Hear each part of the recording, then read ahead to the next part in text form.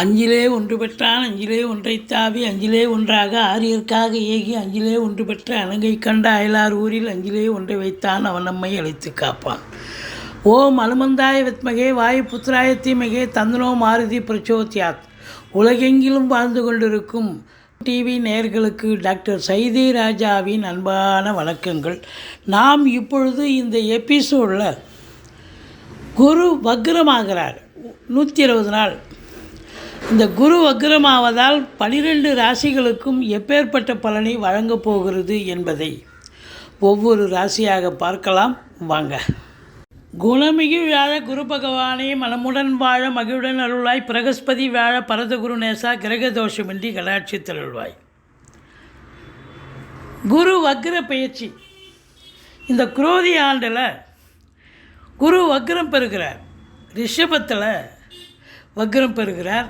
ஆனால் பின்னோக்கி செல்கிறாரா என்று சொன்னால் பின்னோக்கி செல்லவில்லை. அதே வீட்டில் இருந்து வக்ரம் பெறுகிறார்.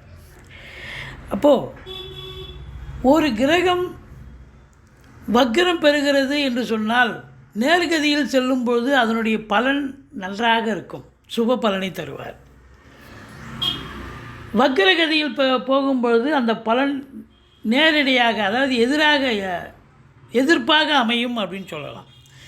இந்த குரு பொறுத்தவரையிலே இல்லைன்னு சொன்னாலே, குரு இருக்கிறதுலையே மிக மிக சுபத்தன்மை வாய்ந்த ஒரு கிரகம்.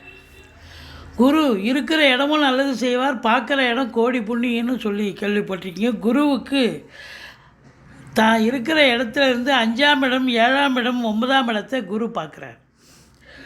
குரு பார்க்குறதால தான் குருவனுடைய பார்வை ஒவ்வொரு பாவத்துக்கு, அதாவது சில எந்த லக்னத்தில் யார் பிறந்திருந்தாலும்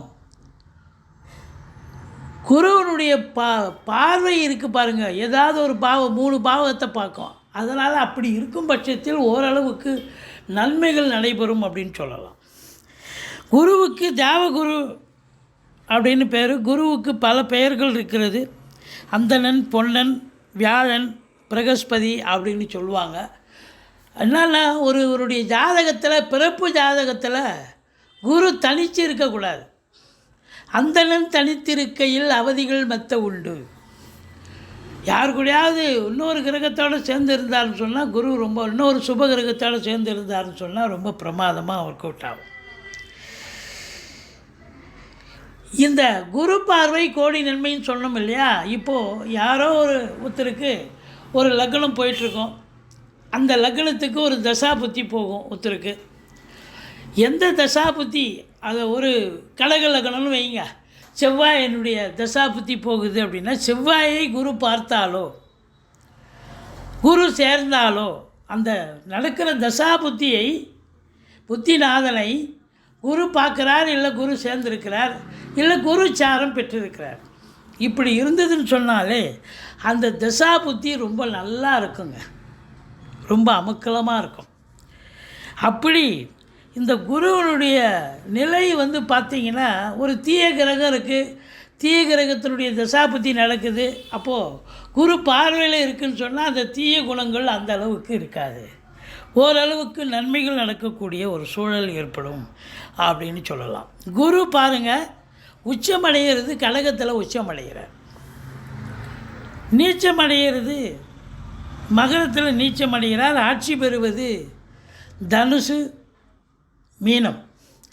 இதில் பார்த்தீங்கன்னு சொன்னால், இப்போது ஒரு கிரகம் ஆட்சி பெற்றிருக்கு. இப்போ தனுசு மீனத்தில் குரு ஆட்சி பெற்றிருக்கார். ஆனால் வக்ரம் ஆயிட்டார் அப்படின்னு சொன்னால், குருன்னு போட்டு போட்டு ப்ராக்கெட்டில் போட்டிருப்பாங்க வக்ரம்னு, இல்லை இங்கிலீஷில் ஆர்னு போட்டிருப்பாங்க, ரிவர்ஸ். அப்போது இப்போ ஒரு கிரகம் ஆட்சி பெற்றிருக்குன்னா சூப்பராக பலனை தரும். ஆனால் அதுவே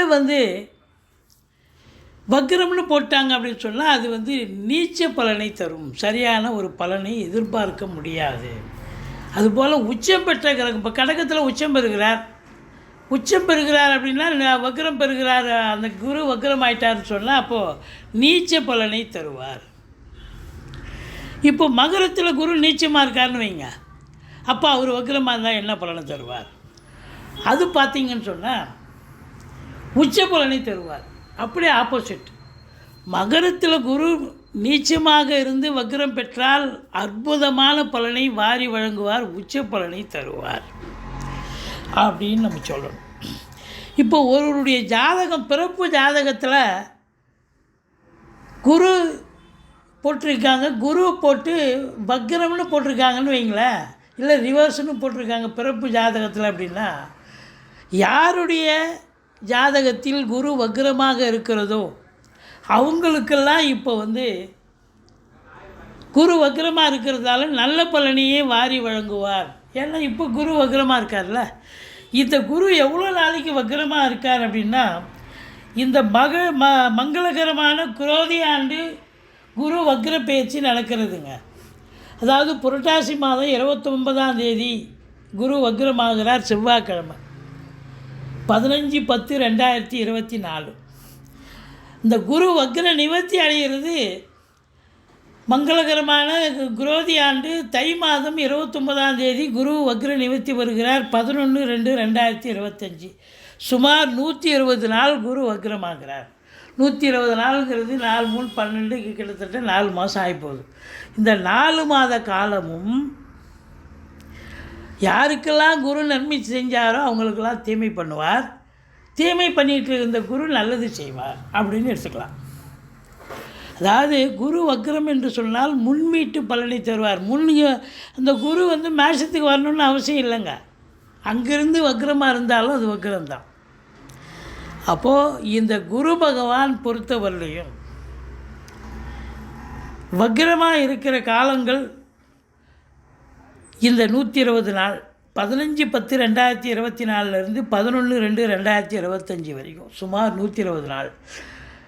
யாருக்கெல்லாம் பிறப்பு ஜாதகத்தில் பர்த் சார்ட்டில் குரு வக்ரமாக இருக்கோ அவங்களுக்கெல்லாம் யோகமான நாள் எடுத்துக்கலாம். நீங்கள் எந்த லக்னமாக இருங்க, எந்த ராசியாக இருங்க, குரு வக்ரமாக இருக்கா கண்டிப்பாக உங்களுக்கு யோகமாக அமையும். இந்த 120 நாளில் எதுலாம் நடக்காதுன்னு நினைக்கிறீங்களோ அதெல்லாம் நடக்கும், நடந்து முடிந்து விடும், சக்ஸஸாக நடக்கும் அப்படின்னு எடுத்துக்கலாம். இப்போது இந்த குரு பகவானுடைய வக்ர ஆகுது இல்லையா, ஒவ்வொரு ராசிக்கும் எப்பேற்பட்ட பலனை வழங்கப் போகிறது 12 ராசிக்கும் அப்படின்னு பார்க்கலாம் வாங்க. மேஷ ராசி காலபுருஷனுக்கு முதல் ராசி, அஸ்வினி பரணி கார்த்திகை முதல் பாதம் உள்ளடக்கியது. இந்த மேஷ ராசியில் பிறந்த அன்பர்களுக்கு இந்த குரு பெயர்ச்சி 120 நாளும் எப்பேற்பட்ட பலனை வழங்கப் போகிறது, சூப்பராக இருக்குமா இல்லை சுமாராக இருக்குமா அப்படின்னு பார்த்தீங்கன்னா, உங்களை பொறுத்தவரையிலையும் சுமாராக இருக்குன்னு சொல்லலாம். ஏன்னு கேட்டிங்கன்னா, சூப்பராக இருந்துச்சு இவ்வளோ நாளாக. 2ல் குரு இருந்து உங்களுக்கு பண மழை பொழிந்தது, நினச்சதெல்லாம் சாதிச்சிங்க, வாக்கினை தொழிலாக கொண்டு செயல்பட்டவர்களுக்கெல்லாம் வெற்றிக்கான காலமாக இருந்தது. ஆனால் இப்போ பார்த்தீங்கன்னா வக்ரம் ஆயிட்டார், எதுவுமே நடக்காது. இந்த 120 நாளும் பார்த்தீங்கன்னா பண வரவு இருக்குமான்னு கேட்டிங்கன்னா இருக்குது, வருது, ஆனால் இவ்வளோன்னு சொல்ல முடியல. அந்த அளவுக்கு வர்றதும் போதும் சரியாயிடும்.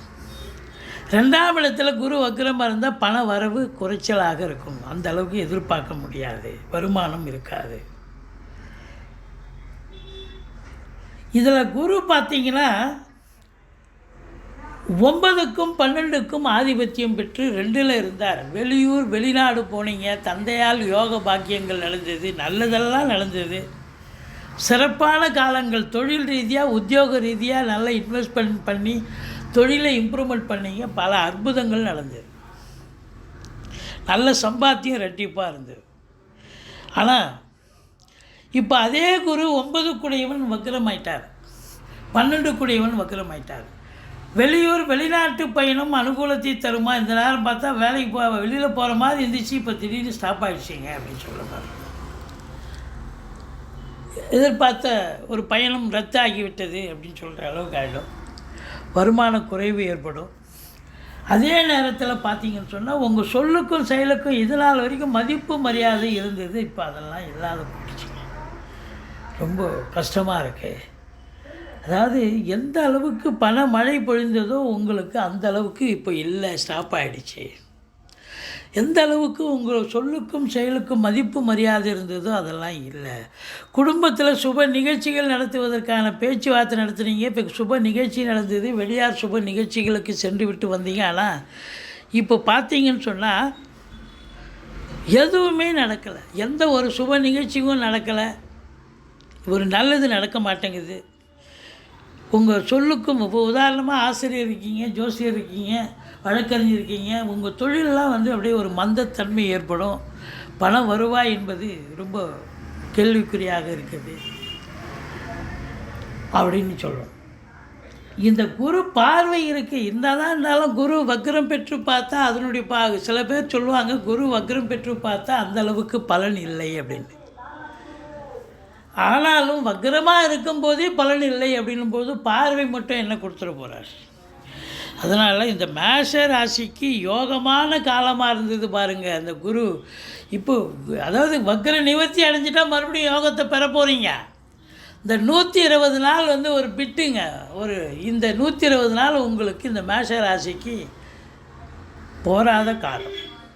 நல்லது நடக்குமா? நடக்கவே நடக்காது. எதிர்பார்த்ததிங்கெல்லாம் கண்டிப்பாக எந்த ஒரு நிலையும் இல்லை அப்படின்னு சொல்லணும். உதாரணத்துக்கு திருமணத்தை பற்றி பேச்சுவார்த்தை நடத்தியிருப்பீங்க, சுமூகமாக முடிஞ்சிருக்கும். அப்புறம் பார்த்தா திடீர்னு பார்த்தா அவங்க எதிர் தரப்புலேருந்து அவங்க எதுவும் வரவே மாட்டாங்க. அப்படி சில பிரச்சனைகள் வரலாம். பிரச்சனைகள்லாம் என்ன, முடியும்னு எதிர்பார்த்தது முடியலையே அப்படின்னு வருத்தம் ஆகிடும். அதே மாதிரி வர வேண்டிய காசு பணம் வருமானம்லாம் வராது, வசூலாகிறது கஷ்டம். மற்றபடி உங்களுக்கு இந்த 2ஆம் இடத்துல குரு வக்ரமாக இருக்கிறதால என்னென்னா படிக்கிற பிள்ளைங்க கூட கொஞ்சம் படிப்பில் கொஞ்சம் அக்கறை செலுத்தினா தான் படிக்க முடியும் அப்படின்னு சொல்லலாம். உங்களை பொறுத்தவரையிலையும் இந்த காலகட்டங்கள் இந்த 120 நாளும் இந்த மேஷ ராசியில் பிறந்த அன்பர்களுக்கு கொஞ்சம் எச்சரிக்கையாக இருக்கணும். எது நடக்கணும்னு நினச்சி இறங்கி செய்கிறீங்களோ அது பெரிய வெற்றியை எதிர்பார்க்க முடியாது. கடமையை பலனை எதிர்பார்க்காதேன்னு சொன்ன மாதிரி கடமையை நமக்கு செய்ய வேண்டியது தான். பலன் கடவுள் கொடுத்தவனுடைய நிலை தான். மற்றபடி நீங்கள் இந்த குரு தட்சிணாமூர்த்தியை வழிபாடு பண்ணுங்கள், நல்ல அற்புதமாக இருக்கும். இந்த மேஷ ராசியில் பிறந்த அன்பர்கள் இருப்பீங்க. மேஷ லக்னம், மேஷ ராசி, இல்லை எந்த லக்னமாக இருக்கட்டும், மேஷ ராசியாக இருக்கட்டும், குரு வக்ரம் அப்படின்னு நீங்கள் உங்கள் ஜாதகத்தில் பிறப்பு ஜாதகத்தில் இருக்குதுன்னு சொன்னால் இந்த காலகட்டம் உங்களை சூப்பராக அந்த 120 நாள் கொண்டு போய் பெரிய லெவலில் ரீச் ஆகிடும். திடுதுப்புன்னு உங்களுக்கு இந்த 120 நாள் பெரிய வெற்றியை தேடித்தரும் என்று சொன்னால் மிகையாகாது. குரு பகவானை வழிபாடு செய்யுங்கள். வாழ்க்கை வளமோடும் நலமோடும் அமையப்போகிறது.